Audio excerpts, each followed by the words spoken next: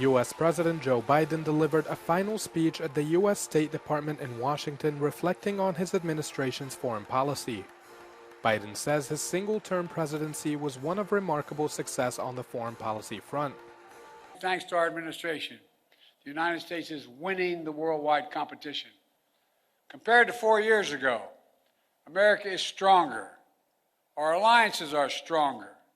Our adversaries and competitors are weaker.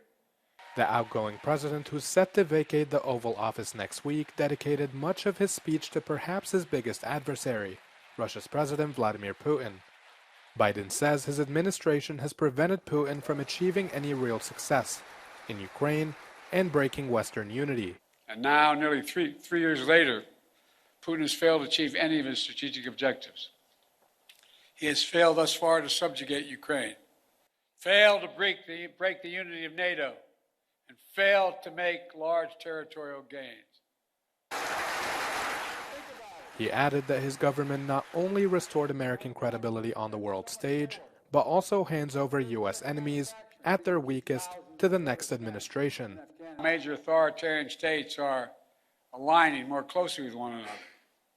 Iran, Russia, China, North Korea. But that's more out of weakness than out of strength. So as the new administration begins, the United States is in a fundamentally stronger position with respect to these countries than we were 4 years ago. Although there's more work to do. Biden stressed that the job is not complete, noting that the work he's done for Ukraine must continue. Next week, President-elect Donald Trump is set to take office. His views on the war in Ukraine are starkly different, and until his inauguration, there's no telling what the next 4 years of U.S. foreign policy towards Ukraine would look like.